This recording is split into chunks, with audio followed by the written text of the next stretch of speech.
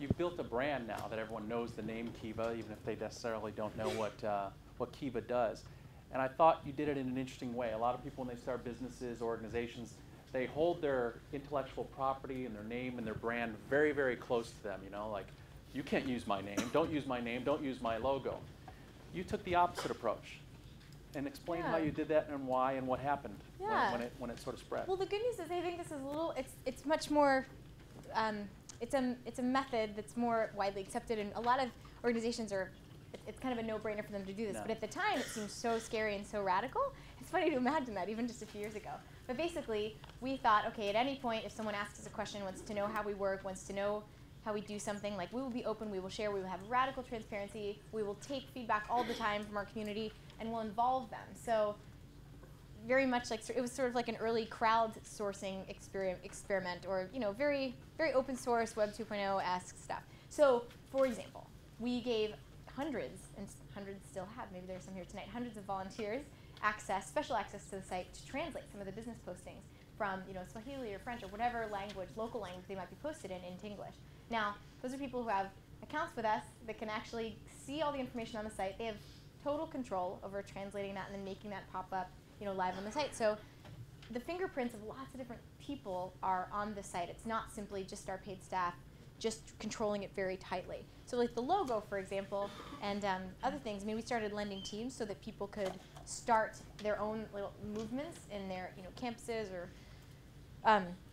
among their communities and their families, whatever sort of group they're a part of and community they're part of, they could really take ownership and promote it themselves and feel like they owned this little piece of it and could really just spread the word around how they wanted to lend. You know, do they want to lend only to women in sub-Saharan Africa, only to women in sub-Saharan Africa doing agricultural work, whatever.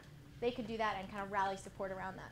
So there's so many examples, like for example, I think a lot of other sites that promote Kiva in some way were not created or even necessarily formally approved by Kiva's staff at the time they popped up. So for example, I remember stumbling upon Kivapedia, this amazing site that has all this information about Kiva. I remember stumbling upon Kiva TV. I remember somebody calling our office and inviting everyone at the office. I mean, these are like early days, all a few years ago, but somebody inviting us to this office warming party in Second Life because somebody, not staff, had like decided where our office was going to be and what it was going to be, and had like set up camp and was having an office warming party in Second Life. I did not.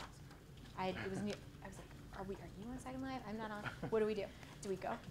But they called and they're like, yeah, office warming party for Kiva on Saturday in your Second Life office. We're like, okay, where is it? So people definitely have sent us photos of their Kiva tattoo. A little too much information, but kind of awesome. I don't have a Kiva tattoo. It's so interesting. Like, people have taken ownership of it and feel like it's theirs. And that's so special and so important. So I guess you really have to trust your community, and what you can't do is control it. I mean, you just really can't. I think we all know that, but so what do you do if you can't control it? How do you make sure it kind of goes in the right direction?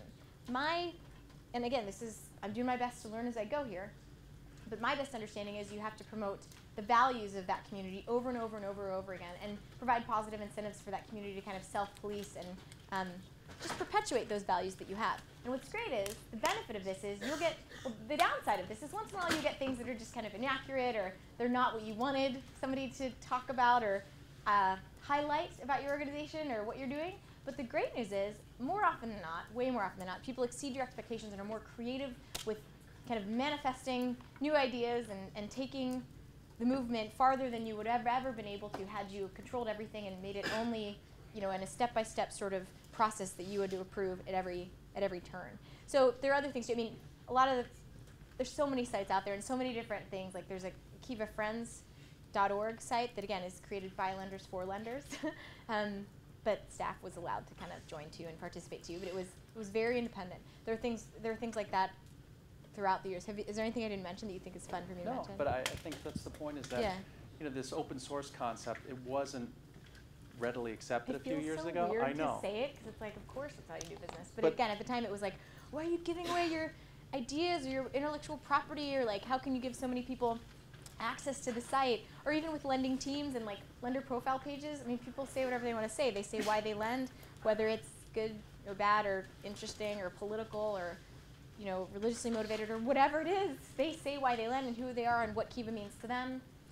They create lending teams. I mean, the two top lending teams are atheists, agnostics, and it's a long title, and the second one is Kiva Christians. Like, it's a very interesting, very diverse group where people just sort of step up and make it what they want it to be, and I think that's a lovely thing. But yeah, it's so funny because doesn't it feel like today? I feel Yeah. really old. Like, you guys probably are like, of course we know this. But it was fun to kind of try to experiment with those ideas when they were newer.